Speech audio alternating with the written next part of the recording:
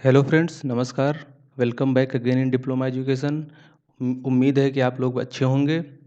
और अभी अभी तक आप लोगों ने अगर हमारा ये चैनल सब्सक्राइब नहीं किया है तो कृपया चैनल सब्सक्राइब कर लें और लेटेस्ट क्लासेस की नोटिफिकेशन के लिए बेल आइकन भी प्रेस कर लें। अब जैसा कि आप लोगों को पता है कि हम लोग कंक्रीट टेक्नोलॉजी पढ़ रहे थे, तो उसी क्रम को आगे बढ़ाते हुए आज हम लोग कंक्रीट टेक्नोलॉजी का आपका चैप्टर 5 कंक्रीट मिक्स निर्धारण मतलब प्रपोर्शनिंग ऑफ कंक्रीट पढ़ते हैं। तो चलिए चैप्टर शुरू करते हैं। अब प्रपोर्शनिंग ऑफ कंक्रीट होती है, इसकी हम लोगों को आवश्यकता आखिर पड़ी क्यों? तो जैसा कि आप लोग जानते हैं कि हर एक काम के लिए एक ही तरह की कंक्रीट नहीं यूज कर सकते हैं। अलग अलग काम के लिए अलग अलग सामर्थ्य और अलग अलग गुणों वाली कंक्रीट की आवश्यकता पड़ती है। तो कार्य के प्रकार के अनुरूप जो गीली कंक्रीट हमारी वर्केबल बनी रहे और सॉलिड होने पर जितनी हमें सामर्थ्य चाहिए उतनी सामर्थ्य भी ग्रहण कर सके, और जो कंक्रीट का उत्पादन है वो मितव्ययी भी हो, मतलब बहुत अधिक खर्चीला भी ना हो।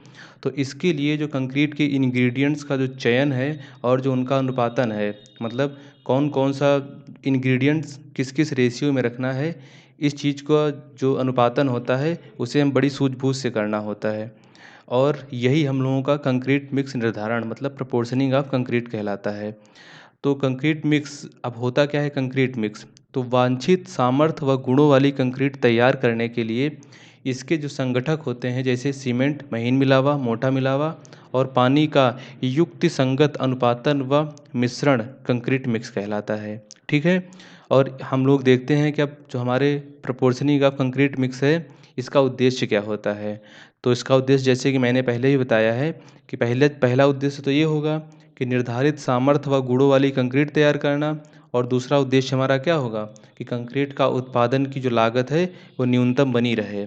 मतलब जिस हमें मतलब जैसा हमें कंक्रीट चाहिए वैसी हम कंक्रीट भी तैयार कर लें और उत्पादन लागत भी बहुत कम रहे।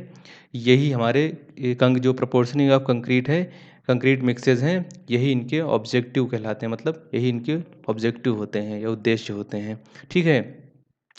अब नेक्स्ट है कि कौन कौन से फैक्टर होते हैं जो कंक्रीट मिक्स को आपके प्रभावित कर सकते हैं। तो सबसे पहला है संपीड़न सामर्थ्य। देखिए, अब अलग अलग कार्यों के लिए अलग अलग संपीड़न सामर्थ्य भी चाहिए, और उसी के अनुरूप हम लोगों को संगठकों का चयन करना चाहिए। तो संपीड़न जो सामर्थ्य है ये भी हम लोगों के प्रपोर्शनिंग को प्रभावित करती है। ठीक है। और नेक्स्ट है सुकार्यता या सुकरता। मतलब इसका ये हो गया कि जैसे कि अगर हम बहुत हैवी रेनफोर्स्ड की जगह रेनफोर्समेंट की जगह पे अगर हम कंक्रीट प्लेस कर रहे हैं, या फिर अगर हम पाइपिंग कर रहे हैं कंक्रीट की, तो भाई हमको बहुत ज़्यादा वर्केबिलिटी चाहिए ना कंक्रीट की।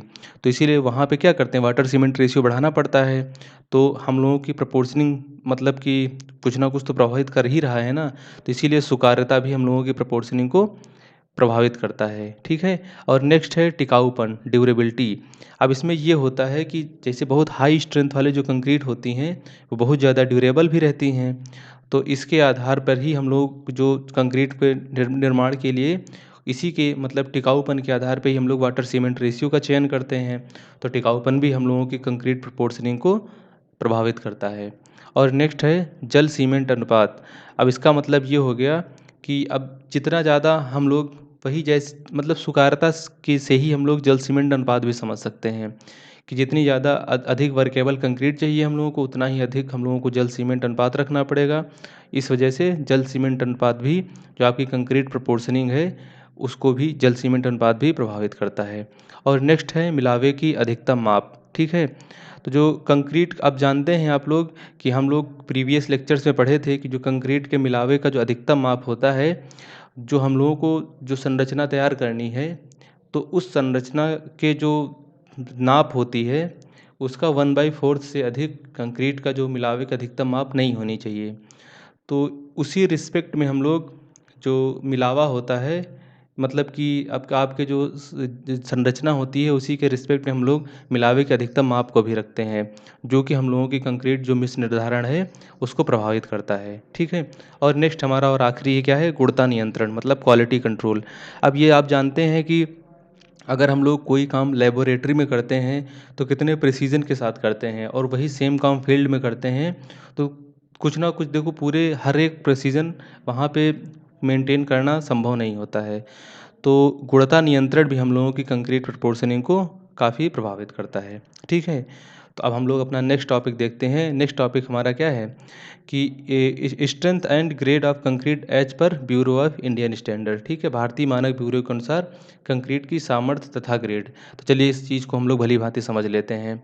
देखो, अन्य निर्माण पदार्थों की भांति क्या है, अन्य निर्माण पदार्थों की भांति जो कंक्रीट की सामर्थ्य होती है वो भी मायने रखती है। ठीक है, जैसे कि हम लोग क्या इस स्टील यूज करते हैं या फिर अदर मटेरियल यूज करते हैं, उसी तरह कंक्रीट की सामर्थ्य भी हम लोगों के निर्माण पदार्थों में मायने रखती है। और जो कंक्रीट की सामर्थ्य होती है वह इसके उत्पादन में प्रयुक्त किस पे, सीमेंट के प्रकार, मात्रा, मिलावे की गुणता और उनकी मात्रा तथा मिश्रण में जल की मात्रा तथा कंक्रीट मिश्रण की प्रक्रिया, अब कैसे मिश्रण कर रहे हैं, इन सब पे डिपेंड करती है। ठीक है, तब यहाँ पे समझ लेते हैं कि भाई सीमेंट हमारा किस प्रकार का है और कितना हम सीमेंट अपनी कंक्रीट में ऐड कर रहे हैं, मिलावे की गुण क्या हैं और उनको किस प्रकार से कितनी मात्रा में हम लोग ऐड कर रहे हैं, जल कितनी मात्रा में ऐड कर रहे हैं, और कंक्रीट मिश्रण की प्रक्रिया मतलब हम हाथ से मिक्स कर रहे हैं या मशीन में मिक्स कर रहे हैं, इन सब चीज़ों पे कंक्रीट की जो आपकी स्ट्रेंथ होती है वो डिपेंड करती है। ठीक है, तो कंक्रीट में संपीड़न सामर्थ्य मतलब कंप्रेसिव स्ट्रेंथ होती है, वो आपकी टेंसाइल स्ट्रेंथ, शियर स्ट्रेंथ और ये बेंडिंग स्ट्रेंथ, इन सबसे ज़्यादा क्या होती है, सबसे अधिक आपकी होती है संपीड़न सामर्थ्य। ठीक है ना, तो इसी को हम लोग कंसीडर करते हैं। तो इसमें लिखा है ना, परंतु इसकी संपीड़न सामर्थ्य बहुत ही महत्व रखती है, क्योंकि यह जो है अन्य सामर्थ्य की, इसके रिस्पेक्ट में जो अन्य सामर्थ्य हैं बहुत कम होती हैं। ठीक है, तो चलिए देख लेते हैं। सबसे पहले अब संपीड़न सामर्थ्य में सबसे पहले होती है कंक्रीट की अभिलाक्षणिक सामर्थ्य। कौन सी होती है, अभिलाक्षणिक सामर्थ्य। देखिए, कंक्रीट में जो हम लोग सिविल इंजीनियरिंग में जो यूज करते हैं कंक्रीट, उसमें हमेशा हम लोग कंक्रीट के अभिलाक्षणिक सामर्थ्य पे ही बात करते हैं। ठीक है ना, ना तो मिनिमम स्ट्रेंथ की बात करते हैं, ना तो मैक्सिमम स्ट्रेंथ की बात करते हैं, ना ही एवरेज स्ट्रेंथ की बात करते हैं। अगर हम लोग कंक्रीट की स्ट्रेंथ को लेते हैं तो हमेशा कंक्रीट की कैरेक्टरिस्टिक स्ट्रेंथ मतलब अभिलाक्षणिक सामर्थ्य को ही लेते हैं। अब अभिलाक्षणिक सामर्थ्य होता क्या है इसको देख लेते हैं। ठीक है, तो जो अभिलाक्षणिक सामर्थ्य होती है, अब इसमें ये होता है कि किसी पदार्थ की अभिलाक्षणिक सामर्थ्य या कंक्रीट की अभिलाक्षणिक सामर्थ्य वो सामर्थ्य होती है जिसकी न्यूनतम 95% जो जांच प्रतिदर्श हैं वो परिणाम पुष्टि करें और अपुष्टि परिणाम 5% से अधिक ना हो। कंक्रीट की संपीड़न सामर्थ्य ज्ञात करने के लिए इसे इसके मानक क्यूब्स के प्रतिदर्श बना के निर्धारित अवधि तक तराई की जाती है तथा मशीन में रखकर परखे जाते हैं, और वही 150 क्यूब को 28 दिन तक तराई के बाद परखा जाता है। तो इसका मतलब इसमें ये कहना ये चाहता है कि जैसे हमको कितने चाहिए, हमको चाहिए 25 न्यूटन पर mm² की कंक्रीट चाहिए। ठीक है ना, तो हमने किया क्या कि अब हमने एक उदाहरण के रूप में आपको समझा रहे हैं कि आखिर अभिलाक्षणिक सामर्थ्य होती क्या है। तो हमें कंक्रीट चाहिए कितने सामर्थ्य की, 25 न्यूटन पर mm² की, और हमने किया किया क्या, हमने लिया 100 ले लिया क्या, 100 ले लिया, हमने नमूना बना लिया, प्रतिदर्श बना लिया, कितने, 15 सेंटीमीटर मतलब 150 के क्यूब बना लिए, कितने, 100 क्यूब बना लिए। ठीक है ना, तो अब 100 क्यूब बनाने के बाद जब हम इसको मशीन में इसकी स्ट्रेंथ चेक करेंगे तो जो आपके 95% कितने, 95 या फिर उससे अधिक की जो स्ट्रेंथ होनी चाहिए उस जो क्यूब्स की, वो 25 न्यूटन पर mm² से कम नहीं होनी चाहिए। और जो 5% या इससे कम है, इनकी अगर 25 न्यूटन पर mm² से कम भी आती है तो कोई दिक्कत नहीं है। तो अगर पर 95 जो प्रतिदर्श हैं इनकी अगर सामर्थ्य हम लोगों की कितनी 25 न्यूटन पर mm² से अधिक आ रही है, तो हम लोग ये क्या क्या कहेंगे, यहाँ पे हम लोग ये कहेंगे कि हम लोगों की कंक्रीट है उसकी जो अभिलाक्षणिक सामर्थ्य है वो 25 न्यूटन पर mm² है। तो ठीक है, तो आई होप आप लोगों को तो अभिलाक्षणिक सामर्थ्य अच्छे से समझ में आ गया होगा। ठीक है, और हम लोग कंक्रीट के अभिलाक्षणिक सामर्थ्य के बारे में ही हमेशा बात करते हैं इसमें सिविल इंजीनियरिंग में। ठीक है, अब नेक्स्ट देखते हैं कंक्रीट के ग्रेड क्या होते हैं, ग्रेड्स ऑफ सीमेंट कंक्रीट। अब हमने पहले प्रीवियस लेक्चर्स में ही पढ़ा था कि हमारे जो इंडियन स्टैंडर्ड हैं उसमें 15 ग्रेड सुझाए गए हैं। ठीक है ना, और जो जितने भी ग्रेड हैं इनको हम लोग एक ये जो टेबल दी हुई है इसमें से समझ सकते हैं। अब ये देखिए यहाँ पे पहले क्या दिया है, सामान्य कंक्रीट। सामान्य कंक्रीट में कितने ग्रेड हैं, 1 2 3, M10 M15 और M20। अब यहाँ पे आप ये तो समझते ही हैं ना कि M10 क्या है। अब यहाँ पे M का मतलब क्या होता है, M का मतलब होता है मिक्स, ठीक है ना। और 10 क्या है? सामर्थ्य है। क्या है? स्ट्रेंथ है। किसमें है? न्यूटन पर एम स्क्वायर में। ठीक है ना। ये चीज़ समझ में आ गई। तो यही चीज़ यहाँ पे दिया हुआ है। अब यहाँ पे देखो लिखा है ना कि ये ग्रेड तालिका में दिए हैं तथा संपीड़न सामर्थ्य किसमें? न्यूटन पर एम स्क्वायर में दिए हैं। ठीक है ना। और यह किलोग्राम पर सेंटीमीटर स्क्वायर में भी हो आंकी जा सकती है। अब इसका मतलब ये है कि भाई अगर ये 10 जो यहाँ पे 10 दिया है न्यूटन पर एम स्क्वायर में दिया है, अगर इसको किलोग्राम पर सेंटीमीटर स्क्वायर में रखेंगे तो कितना हो जाएगा? 100 हो जाएगा, नहीं हो जाएगा? यही 10।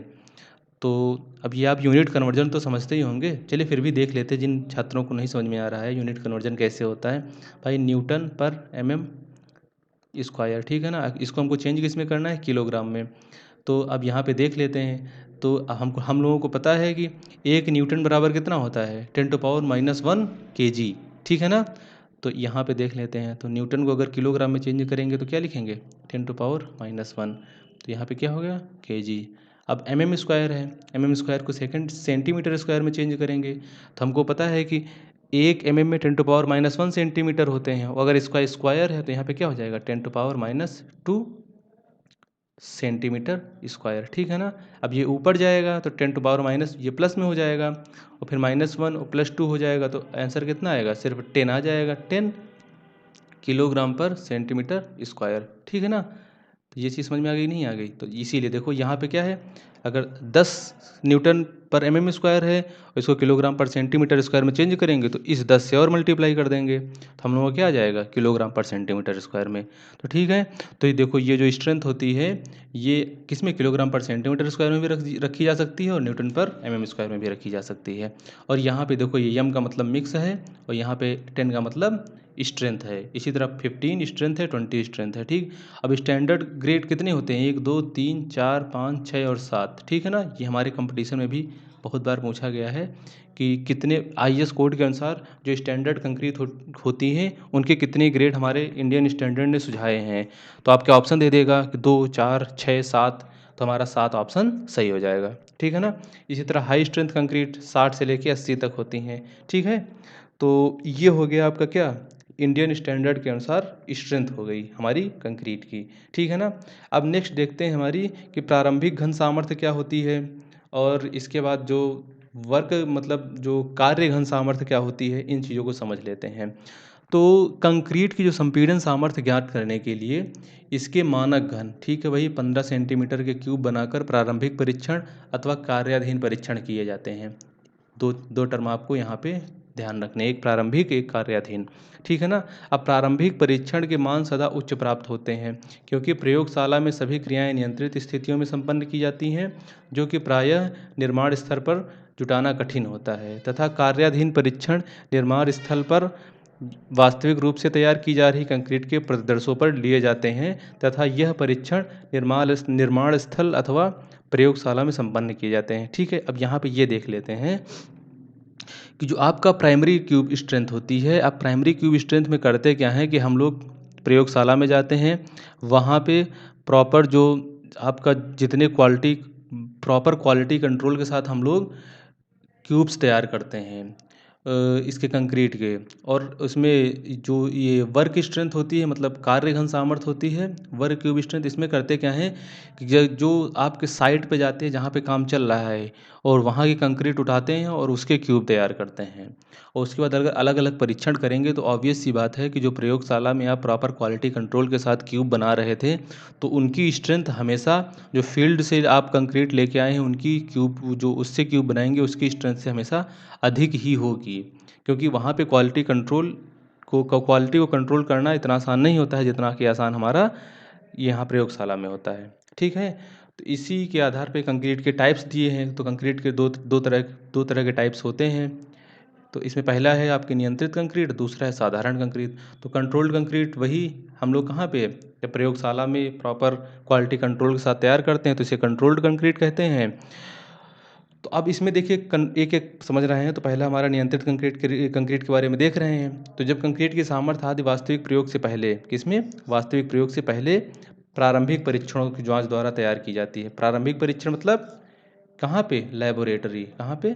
लैबोरेटरी।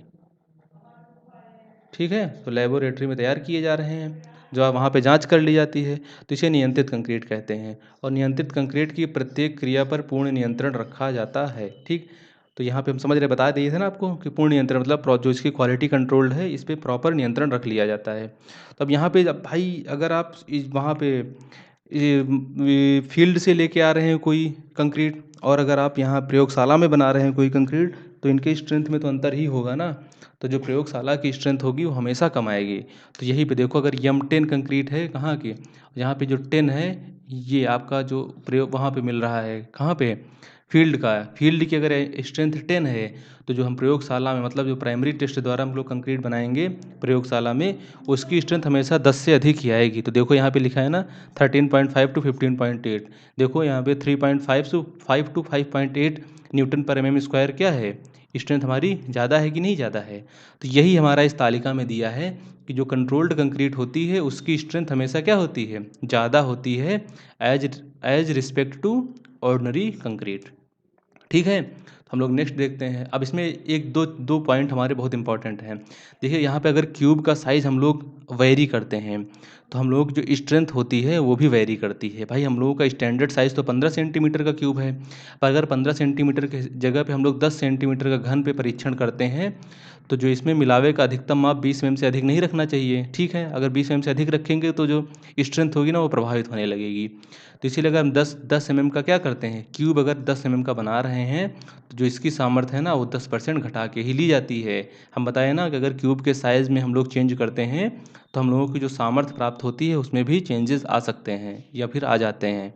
और नेक्स्ट पॉइंट हमारा क्या है, अगर क्यूब के स्थान पे 15 सेंटीमीटर क्यूब के स्थान पे हम लोग क्या यूज करें, 15 सेंटीमीटर डाया और 30 सेंटीमीटर ऊंचाई का सिलेंडर लें। ठीक है ना, ये देखो, अगर हम लोग क्यूब की जगह पे क्या ले लें, ऐसा एक ले लें सिलेंडर।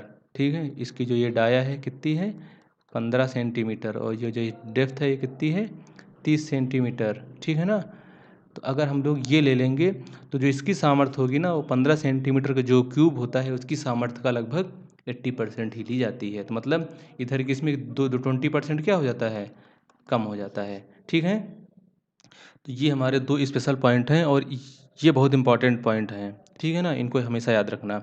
अब नेक्स्ट देखते हैं हम लोग साधारण कंक्रीट। हमने बताया था ना साधारण कंक्रीट कौन सी कंक्रीट होती है, जिसको कि नॉर्मली हम लोग वर्क वो आपकी जो फील्ड होती है वहाँ पे तैयार करते हैं। तो देखिए लिखा है, इस जो श्रेणी की कंक्रीट होती हैं उसमें प्रयोगशाला में प्रारंभिक परीक्षण करने की आवश्यकता नहीं रहती है, तथा मौके पर इस्तेमाल हो रही मतलब जो जहाँ पे काम चल रहा है वहीं की जो कंक्रीट होती है उसी का एक सैंपल ले लेते हैं, और उसका चाहे तो हम लोग वहीं कार्यस्थल पर ही, भाई सैंपल तो हम कार्यस्थल वाला ही लेंगे, और उसका अगर हम लोग स्ट्रेंथ चेक कर ले, चाहे वहीं फील्ड में ही चेक कर लें या फिर लेबोरेटरी में चेक कर लें, तो वहाँ से हम लोग स्ट्रेंथ प्राप्त कर लेते हैं। और जब नियंत्रित कंक्रीट के उत्पादन संभव ना हो, तो देखिए हम लोग बता रहे हैं, अगर भाई हमेशा ये तो है नहीं कि आप हमेशा बहुत क्वालिटी कंट्रोल के साथ ही कंक्रीट उत्पादन कर सकें। तो कभी कभी होता है कि अगर कंक्रीट कंट्रोल्ड इन्वायरमेंट में हम लोग कंक्रीट नहीं उत्पन्न कर पा रहे हैं, तो लगभग 25 मिक्स तक, मतलब कि 25 न्यूटन पर mm स्क्वायर तक की जो स्ट्रेंथ वाली कंक्रीट होती हैं,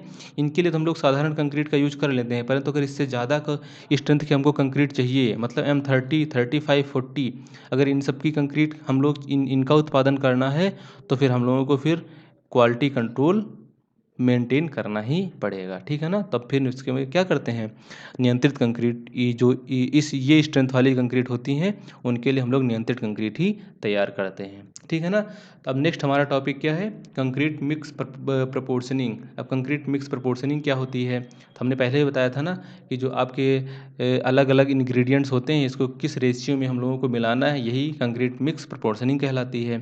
तो लिखा है, वांछित सामर्थ्य वाली कंक्रीट तैयार करने के लिए विभिन्न संघटकों का अनुपातन, ठीक है, इस IS कोड के अनुसार किया जाता है, और इस आधार पर कंक्रीट दो वर्गों में रखी जाती है। एक होती है डिजाइन मिक्स और एक होती है नॉमिनल मिक्स कंक्रीट। तो डिजाइन मिक्स कौन कौन सी कंक्रीट होती है, और डिजाइन मिक्स वही कंक्रीट जिसको हम लोग प्रॉपर प्रयोगशाला में क्वालिटी कंट्रोल के साथ हम लोग मिक्स डिज़ाइन करते हैं, तो वही हमारी डिज़ाइन मिक्स कहलाती है।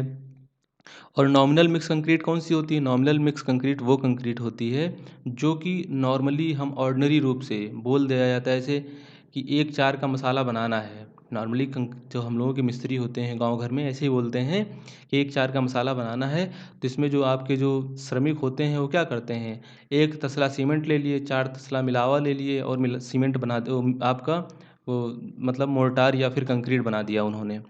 तो इसमें दिक्कत ये है कि भाई कोई नाप तौल कोई है नहीं, कुछ ज़्यादा हो सकता है, कुछ कम हो सकता है, तो ये नॉमिनल मिक्स की कैटेगरी में हो जाता है। पर अगर डिज़ाइन मिक्स करेंगे तो हम लोग प्रॉपर मानक स्टैंडर्ड जो हम लोगों की तराजू होते हैं उसमें से सीमेंट, कंक्रीट, मोटा मिला हुआ, महीन मिला हुआ, वाटर, इन सबको नाप के ही हम लोग तैयार करते हैं कंक्रीट। और नॉमिनल मिक्स में हम लोग जनरली ऐसे ही तैयार कर लेते हैं, ठीक है ना। तो अब देख लेते हैं method of proportioning of concrete mixes, ठीक है ना। अब चूंकि हम लोगों का चैप्टर का नाम ही है कंक्रीट मिक्स निर्धारण और कौन कौन से मेथड होते हैं कंक्रीट को प्रपोर्शनिंग के, तो वो देख लेते हैं। देखिए इसमें क्वेश्चन आपके इस तरह से आते हैं कि आप आपसे क्वेश्चन ये पूछा जा सकता है कि कंक्रीट मिक्स प्रपोर्शनिंग होती क्या है और इसके कितने विधियाँ होती हैं कंक्रीट मिक्स प्रपोर्शनिंग की, और किन्हीं एक या किन्हीं दो विधियों का आप लोग मतलब कि ब्रीफ में एनालिसिस करिए। इस तरह के क्वेश्चन हम लोगों के एकेडमिक में आते हैं, ठीक है ना। तो हम लोग देख लेते हैं। तो इसमें विधियाँ ऐसी कितनी हैं, टोटल 5 विधियाँ हैं कंक्रीट मिक्स प्रपोर्शनिंग की। तो चलिए एक एक करके हम लोग सारी विधियाँ देख लेते हैं। तो सबसे पहले कौन सी विधि है, स्वैच्छिक आयतन विधि, मतलब आर्बिट्री आर्बिट्री वैल्यूमेट्रिक मेथड, ठीक है ना। तो अब इसमें क्या करते हैं कि कंक्रीट मिक्स की यह बहुत ही सामान्य विधि है, जनरली हम लोग यही यूज करते हैं। जो नॉर्मल गांव घर में मिस्त्री हम लोगों के मकान बनाते हैं वो यही आर्बिट्रेरी वैल्यूमेट्रिक मेथड ही यूज करते हैं। इसमें करते क्या है कंक्रीट के लिए, अब इस विधि में महीन मिलावा मोटा मिलावा का अनुपातन होता है ना, सामान्यतः 1:, मतलब 1.5 1.5 और 1:2.5 यानी 2.5 के बीच में रखा जाता है। इसका आधार यह है कि मोटे मिलावे के रंध्र के स्थान का प्रतिशत कितना होता है, 30 से 50% होता है। और उपरोक्त अनुपात रखने से ऐसा समझा जाता है कि मोटे मिलावे के बीच में जो वाइड्स क्रिएट हो रहे हैं वो जो हम लोग उसी के रिस्पेक्ट में जितना हम लोग क्या ले रहे हैं, महीन मिलावा ले रहे हैं, वो महीन मिलावा मोटे मिलावे के बीच में क्रिएट होने वाले जितने भी वाइड्स होते हैं उन सबको भर देता है, ठीक है। तो ये होता है, इसीलिए हम लोग 1:1.5 से 1:2.5 का रेशियो लेते हैं, ठीक है ना, कंक्रीट क्रिएट करने के लिए। और इसमें होता क्या है कि जब पूरे वाइट्स भर जाएंगे तो कंक्रीट सघन बनेगी, हम लोग ऐसा अनुमान रखते हैं।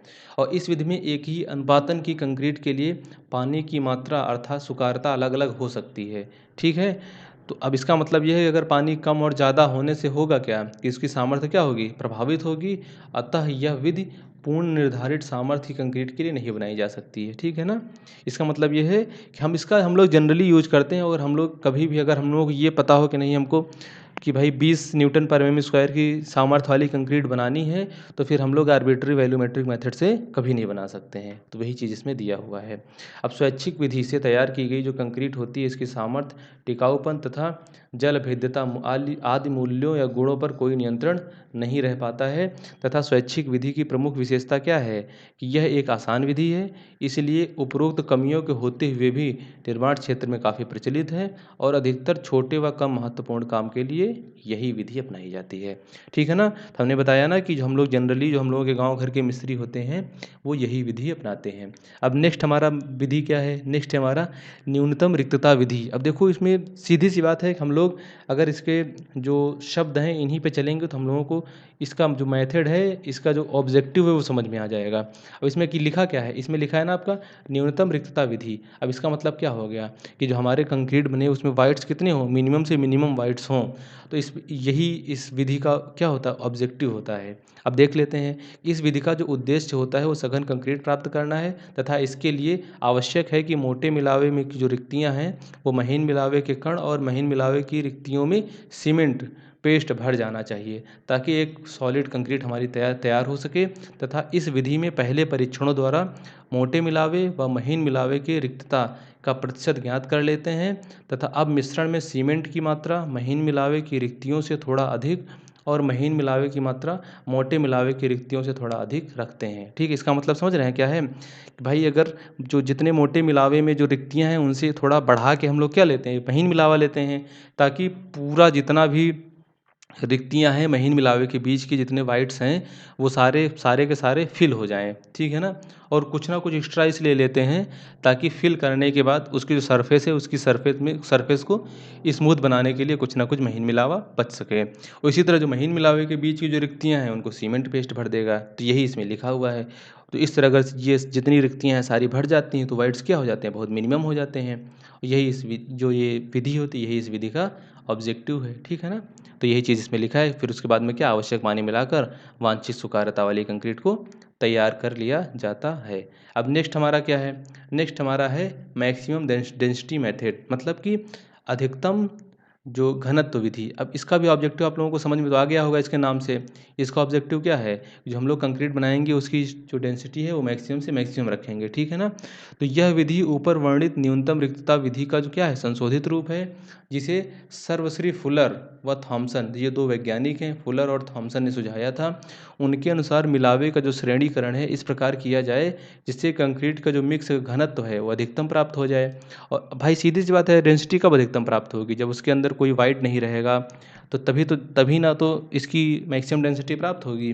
तो कुल मिला के इसका जैसे जो मिनिमम जो वाइट्स मेथड है, मैक्सिमम डेंसिटी मेथड है, सब एक ही जैसे, इनका जो ऑब्जेक्टिव है सब एक ही है।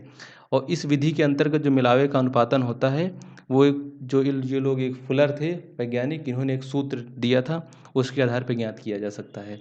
तब सूत्र क्या था, सूत्र था हमारा जो इन्होंने दिया था, P is equal to under root small D upon capital D multiplied by 100, ठीक है ना। तो ये हमारा क्या था, सूत्र था, स्मॉल डी है, ठीक है ना, समझ जाना आप लोग। फिर से मोटा हो गया, इसको 1 मिनट, इरेज़र इसको क्या करते हैं, रफ कर लेते हैं और ढंग से लिख लेते हैं, पेन। ये क्या है, स्मॉल डी, ठीक, small D upon capital D multiplied by 100, ये हमारा क्या है, यही सूत्र है। अब इसमें देख लेते हैं कि इसमें जो स्मॉल डी होता है, स्मॉल डी क्या है, स्मॉल डी हमारा है महीन मिलावे का अधिकतम माप, क्या है, महीन मिलावे का, महीन मिलावे का अधिकतम माप, ठीक है। तो ये हमारा क्या हो गया, ये हो गया हमारा स्मॉल डी। और नेक्स्ट हमारा क्या है, कैपिटल डी। अब कैपिटल डी क्या है, कैपिटल डी हमारा मोटे मिलावे का अधिकतम माप, क्या है, मोटे मिलावे का अधिकतम माप, ठीक है, अधिकतम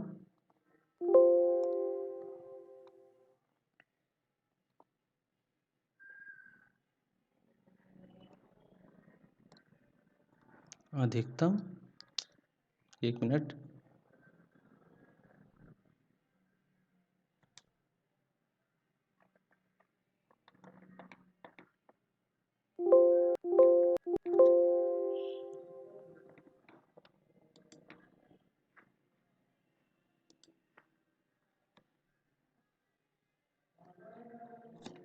अधिकतम माप 1 मिनट,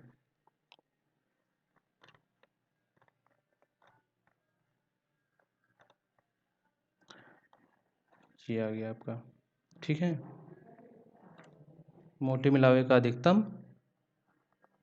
माप, ठीक है ना। और यहाँ पे पी क्या है, पी हमारा क्या है, पी हमारा है जो डी माप से महीन कण है, मतलब जो ये महीन मिलावे का जो माप है, मतलब यहाँ पे लिख लेते हैं पहले, डी माप, ये डी है, डी माप से महीन कण,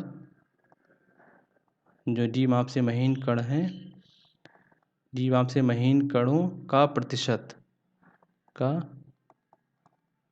प्रतिशत किसमें है, भार में है, ठीक है ना।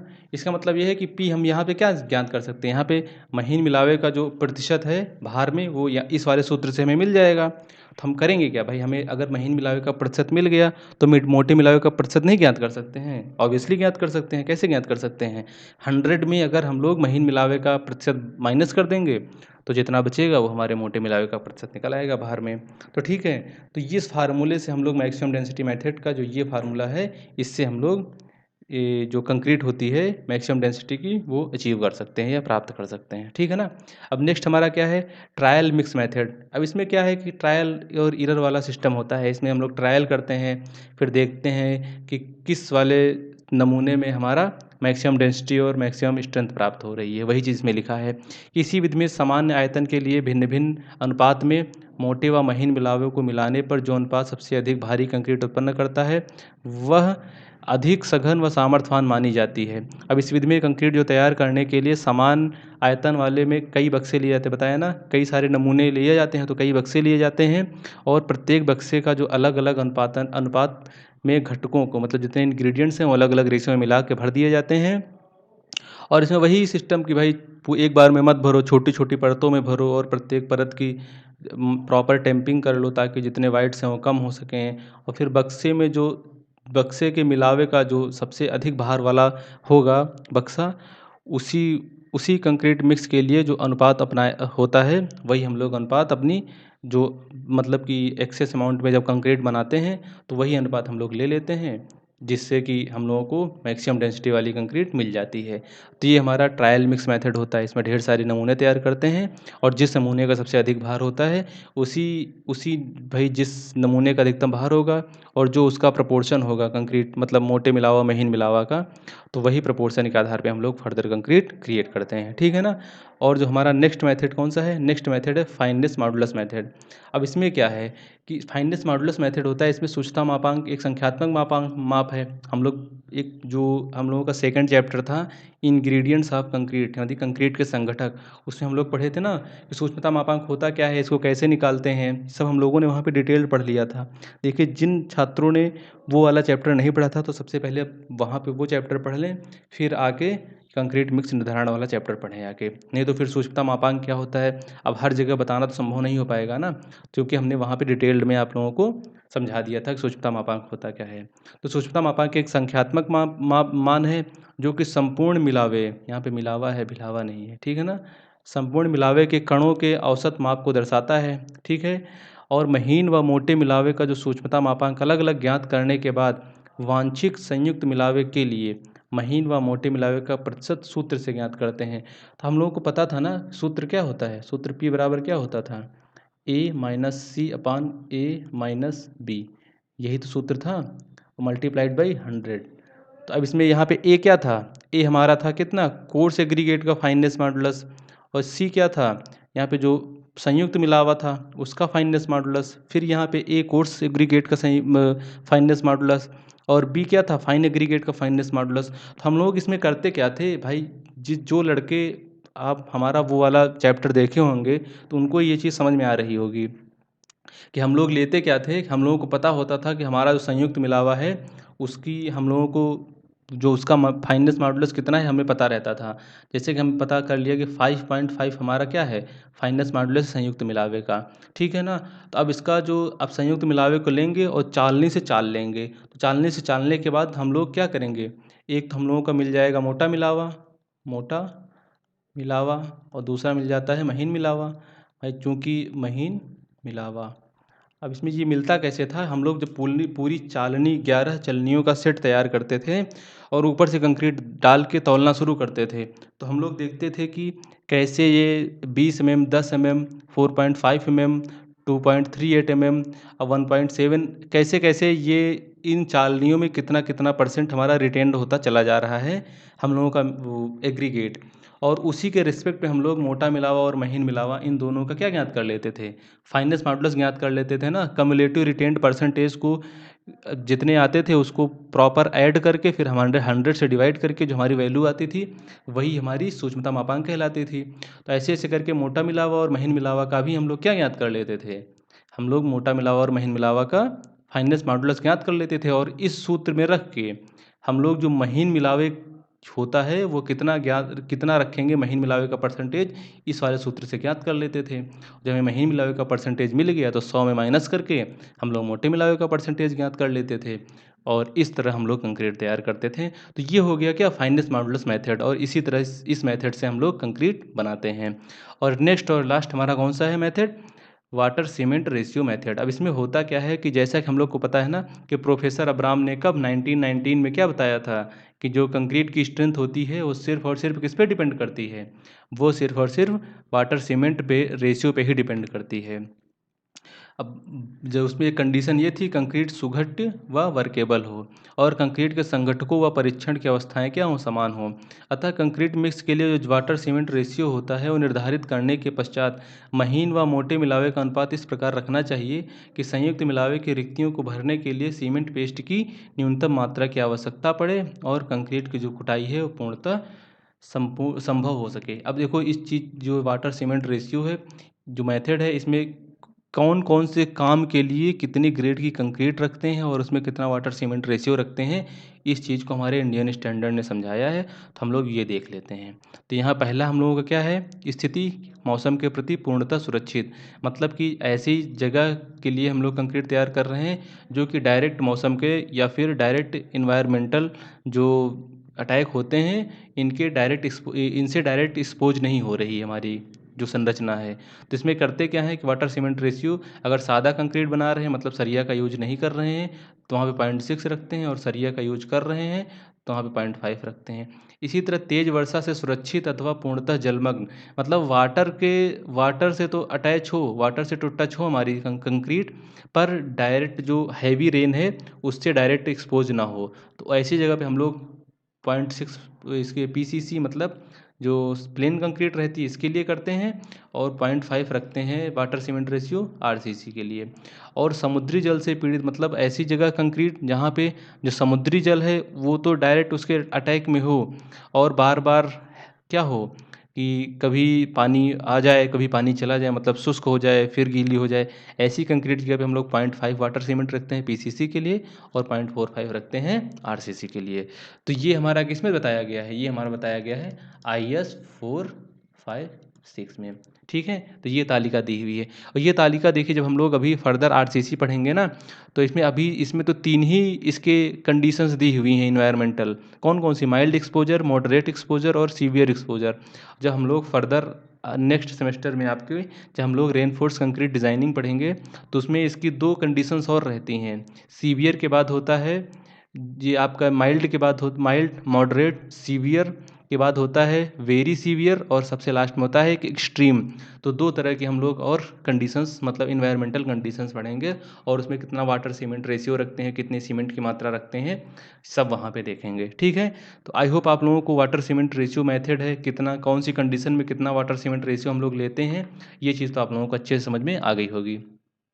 अब नेक्स्ट है कि कार्यस्थल पर गीले मिलावे के जलांश का समायोजन। इसका मतलब ये है कि जो हम लोगों का भाई जो मिलावा है अगर उसमें कुछ मॉइस्चर कंटेंट है तो उस मॉइस्चर कंटेंट को हम लोग जहाँ पे बना रहे हैं कंक्रीट वहाँ पे कैसे बैलेंस करते हैं वो चीज़ यहाँ पे देखते हैं।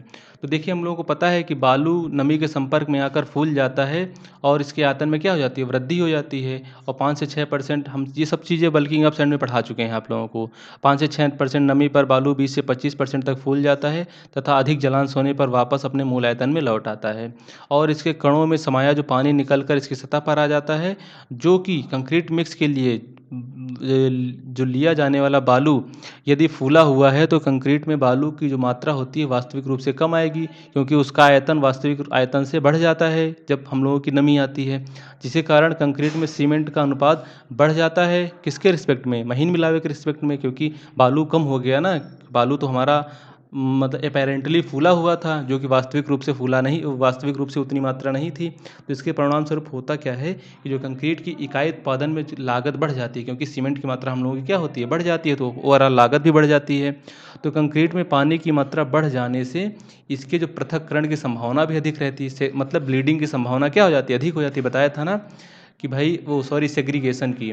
तो भाई कंक्रीट में अगर पानी बढ़ जाएगा तो सीमेंट और जो महीन मिलावा इसका पेस्ट क्या होगा, पतला होगा और सीमेंट और महीन मिलावे का पेस्ट पतला हो जाएगा तो जो इसके जो मोटे मिलावा है वो सीमेंट पेस्ट से बाहर दूर जाने की संभावना उनकी बढ़ जाएगी, उसी को सेग्रीगेशन कहते हैं, और सेग्रीगेशन की संभावना भी बढ़ जाती है।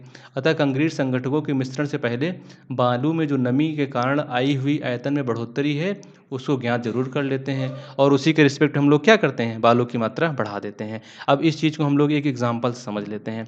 एग्जाम्पल हमारा क्या है कि एक कंक्रीट मिक्स के लिए विभिन्न संगठकों की जो मात्रा है वो एक निम्नलिखित तरीके से तैयार की गई है। इसमें सीमेंट कितना है, 310 किलोग्राम है।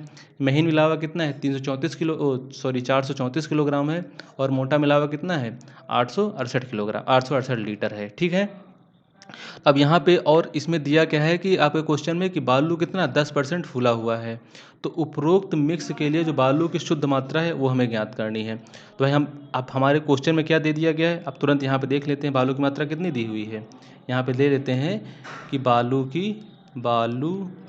की मात्रा, बालू की मात्रा क्या है आपकी, बालू की मात्रा हम लोगों की जो क्वेश्चन में दी है 434 लीटर। ठीक है, 434 लीटर हम लोगों की क्या दी हुई है, बालू की मात्रा दी हुई है। और हम लोगों को ये बताया गया है कि कितने परसेंट इसका जो बल्किंग ऑफ सैंड है, बल्किंग ऑफ सैंड कितनी है, 10% बल्किंग ऑफ सैंड दिया हुआ है। जब 10% बल्किंग ऑफ सैंड है तो हम लोग इसका सीधी सी बात है, हम लोगों की बालू की मात्रा कितनी लेनी है, 334 लीटर है बालू की मात्रा, और बल्किंग ऑफ सैंड 10% है। तो जो हम लोगों की एक्चुअल बालू की मात्रा आएगी वो कितनी होगी, तो एक्चुअल अमाउंट ऑफ सैंड क्या होगा, 434 का 10% निकालेंगे, यानी कि 10/100 ये वैल्यू निकाल लेंगे और किस में जोड़ देंगे, 334 में जोड़ देंगे। ठीक है ना। जो जो हम लोग जब ये वैल्यू कैलकुलेट करेंगे तो हम लोगों की वैल्यू कितनी आएगी, देख लेते हैं। ये से ये आ गई तो 43.4, कितनी आ गई, 43.4 लीटर। ठीक है ना। तो हम लोगों की टोटल अमाउंट ऑफ सैंड कितना हो जाएगा, एक्चुअल अमाउंट ऑफ सैंड जो हम लोगों को 10% निकला था, तो यहाँ पे लिख लेते हैं एक्चुअल अमाउंट ऑफ सैंड कितना हो जाएगा, 3434 प्लस 43.4, टोटल वैल्यू कितनी हो जाएगी हम लोगों की, 477.4 लीटर। ठीक है ना। तो ये हम लोगों की आ गई। हम लोगों को बालू कितनी लेनी है, हम लोगों को 334 बालू नहीं लेनी है, हम लोगों को बालू कितनी लेनी है, 477.4 लीटर लेनी है। अगर 334 ले लें, 434 लीटर बालू ले लेंगे तो ये बालू हम लोगों की जितनी कंक्रीट की लिए बालू चाहिए उससे कम बालू होगी, क्योंकि हम लोगों की बालू 10% फूली हुई है। तो इसीलिए जो 10% फूला हुआ है बालू, इसको कंपनसेट करने के लिए हम लोग 43.4 लीटर बालू एक्स्ट्रा लेंगे। ठीक है। तो आई होप आप लोगों को जो एडजस्टमेंट ऑफ जो मॉइस्चर कंटेंट है इन एग्रीगेट ये समझ में आ गया होगा कि भाई जब बालू अगर 10% फूली हुई है तो फिर हम लोग कितने एक्सेस अमाउंट में कैसे एग्रीगेट कैलकुलेट करते हैं, ये आप लोगों को समझ में आ गया होगा। अब नेक्स्ट हमारा क्या है, एक हम लोगों का अब जो भाई अभी तक हम लोगों ने क्या एडजस्ट किया, अमाउंट ऑफ सैंड एडजस्ट किया। और अब हम लोगों को नेक्स्ट देख लेते हैं कि जलांश का संयोजन कैसे करते हैं, मतलब adjustment of moisture content of aggregate. ठीक है। तो हम लोग इसको भी एक उदाहरण से ही समझ लेते हैं। उदाहरण क्या है हमारा कि एक हमारा क्या है 0.8 वाटर सीमेंट रेशियो दिया है, कितना दिया है, 0.8 वाटर सीमेंट अनुपात में रखे हुए आयतन के आधार पर एक हम लोगों की कंक्रीट तैयार करनी है, कितनी 1:3:6 की, यानी 1 सीमेंट 3 महीन मिलावा 6 मोटा मिलावा, इसकी कंक्रीट तैयार करनी है। और जो इसमें एक बोरी सीमेंट जो 50 किलोग्राम के लिए पानी की मात्रा ज्ञात करनी। ठीक है। जबकि महीन व मोटे मिलावे में जो मुक्त सतही नमी है कितनी है, 5% से 2% आयतानुसार है। ठीक है। हमारी बैटरी क्या हो रही है, लो। तो हम लोग इसको देख लेते हैं, एक सेकंड, कितने परसेंट बैटरी बची है, पता लगा क्लास ही ना कंप्लीट होने पाए। चलिए स्पीड से हम लोग देखते हैं। ठीक है, हो जाएगी क्लास कंप्लीट, आखिरी स्लाइड है हम लोगों की। तो एक सेकेंड, चलिए इसको जल्दी से कंप्लीट कर लेते हैं, नहीं तो फिर क्लास अटक सकती है हम लोगों की ना। तो हम लोग कहाँ थे, हम लोग थे ये सब जितने मेथड थे सब पढ़ लिए थे, 8वां पढ़ना था यहाँ पे। एक मिनट,